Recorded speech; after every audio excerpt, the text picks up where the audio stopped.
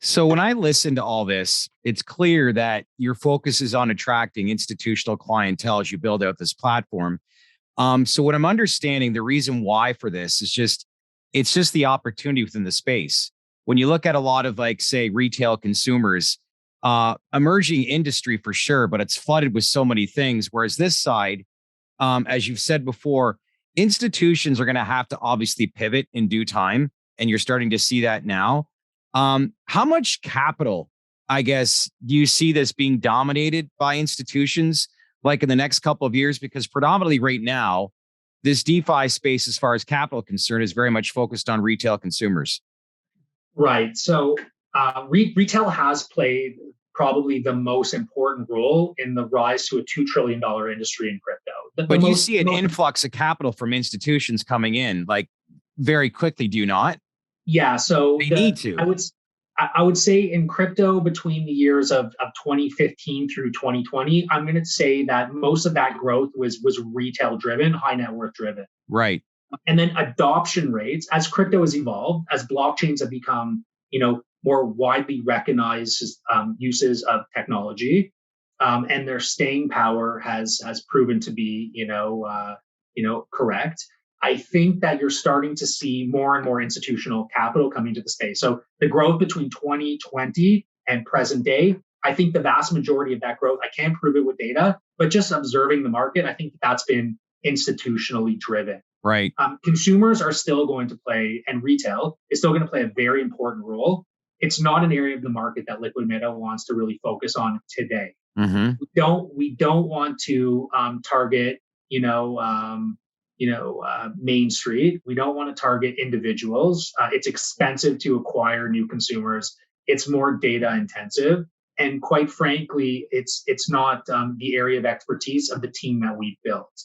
The team that we've built is really directed at focusing in on the institutional investor, the enterprise, the family office, for example, that is really curious about decentralized finance, right, but doesn't really know how to access it. So Liquid Meta, at the end of the day, is really a technology company that is being built to satisfy that curiosity. It's to bridge, we use that term often, it's to bridge the gap between the curious institutional investor and this emerging growth of DeFi.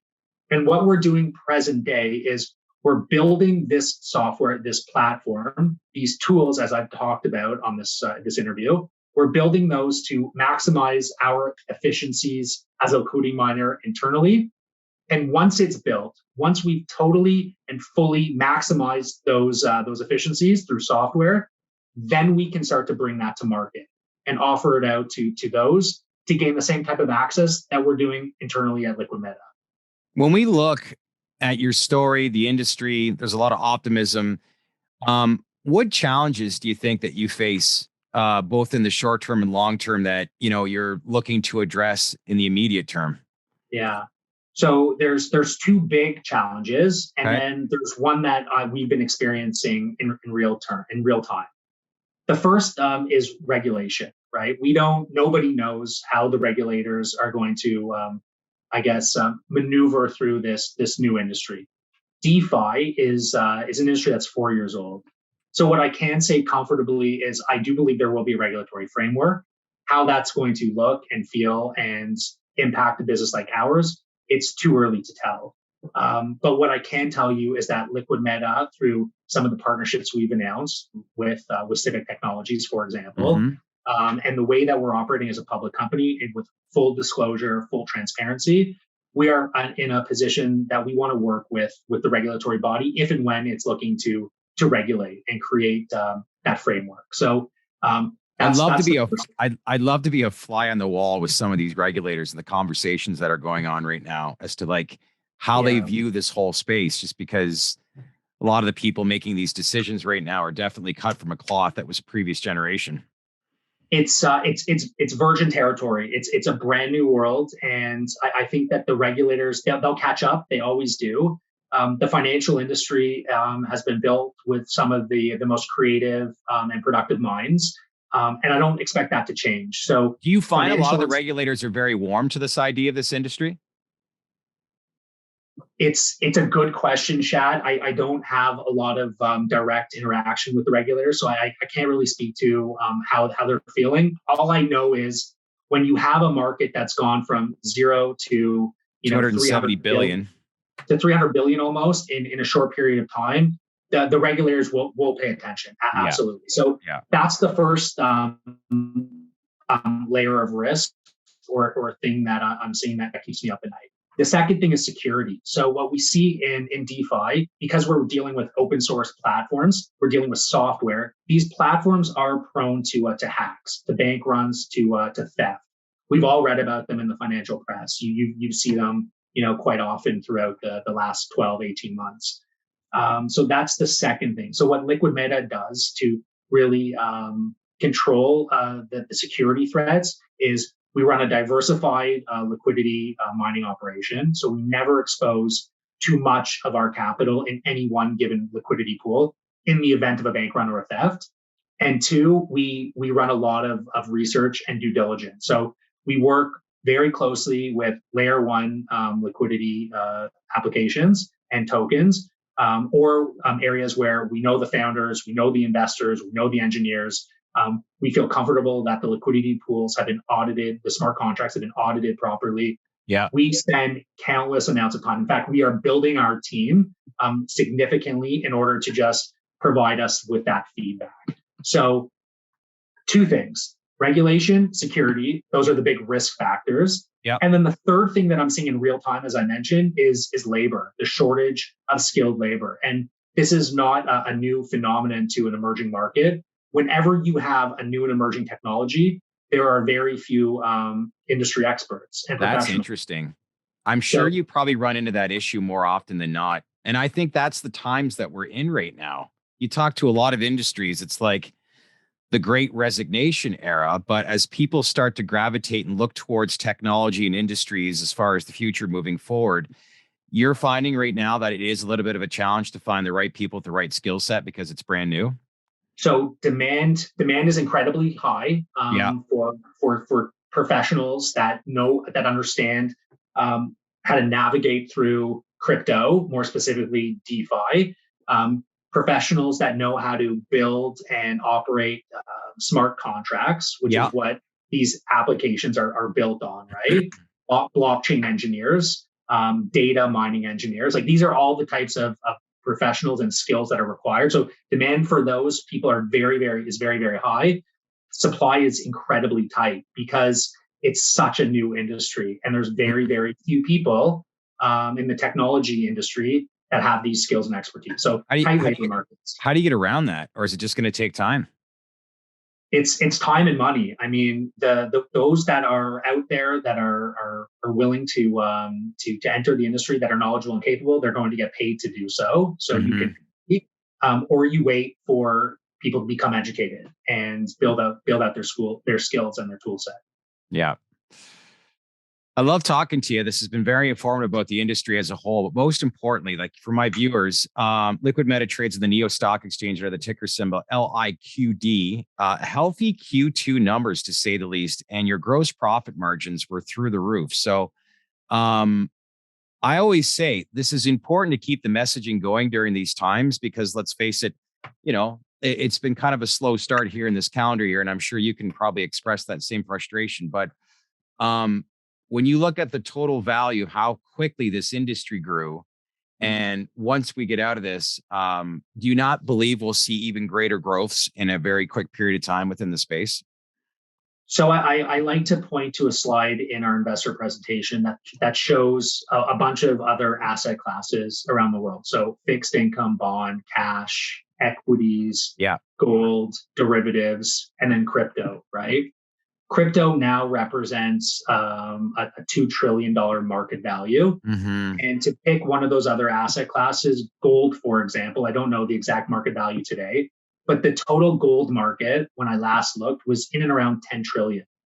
So crypto is becoming a very sizable asset class relative to other global assets. Mm-hmm. I think it's here permanently. The one thing I do like to say is that all of those other asset classes that I just mentioned previously, they can all be digitized in one way or another. And so crypto will have a growing role in the financial ecosystem You're right. over the next 20, 30, 50 years. So are we going to decline in total value locked next month? Are we going to grow in 6 months? I don't know over the short term. Shad, what I'm very comfortable in expressing to you is that the growth of this industry is going to rise over the longer term investment horizon. Yeah. And Liquid Meta is going to be a very key infrastructure provider to this emerging market and asset class. Jonathan, something I've never asked you before, but you've got some pretty key strategic investors involved in your company, do you not? Yeah, we do. So there's if you go and look on our investor presentation on our website, liquidmeta.io, you can go and look at some of the strategic advisors that we have, and they are very well represented in the crypto industry. So amazing innovators, cryptocurrency company builders, DeFi builders, play to earn company builders. We've surrounded ourselves with really a team like no other that I've seen here in Canada that is really exposing us to some unbelievable projects on a global scale. When you met with them, what was it that they were sold on your strategy and most importantly, business idea? Yeah, everything that runs decentralized finance is run on liquidity. So every project, every liquidity pool, every token, everything that moves around inside decentralized finance, It requires liquidity in one way or another. And so to be a very efficient and methodical provider of that liquidity across the ecosystem was very interesting to these entrepreneurs. So that's why they decided to invest in the company and partner with us. So liquidity is something very important that you need to look at when entering into this space as an investor, correct? Yeah, you can't turn the lights on without electricity. You can't run an exchange and transact and exchange tokens from one entity to the other without liquidity. Right. So it's really at the core, and that's why I said earlier, Liquid Meta is planning to be a key infrastructure provider. It's almost like a power company, right? You can't power up a city without an energy provider. So that's the way we think of Liquid Meta in a certain sense. Well, it's interesting you mentioned, because let's face it, if you have a lot of institutional clientele that you're trying to aim for, most people might think, well, why wouldn't they just go out and build their own platform themselves? But as you indicated, it is a brand new industry, but supply and skill set of the proper people is very difficult to find. So once you have that blueprint in place, is it fair to say a lot of institutions like that will say something we're learning, you have the resources, you're hired? Is that correct? I think so. But by the time large, robust financial institutions, I don't want to mention them on the interview, but we all know the types of organizations that I'm referring to. They're very large, they're very cumbersome, they're very slow moving. Right. By the time that they get around to investing in the human resources component of crypto, building out their own internal systems and their accessibility to DeFi, we're going to be light years ahead. We'll be in Mars with Elon Musk at that time, right? We're going to be years ahead. And so that is going to be that's the opportunity for Liquid Meta, right? It's first mover advantage. It's building out our tool set and our capabilities really, really fast and efficiently, and then offering it out to those that are going to require it for exposure access. I believe that. Appreciate the time. Again, trades at the Neo Stock Exchange under the ticker symbol LIQD. Appreciate you educating us as a whole about the industry and most importantly, your model and where we see, I guess, your part in the DeFi space. And even more importantly, just the overall growth of the industry here in 2022. So I appreciate your time. Anytime. Thanks for having me. Thanks, Jonathan.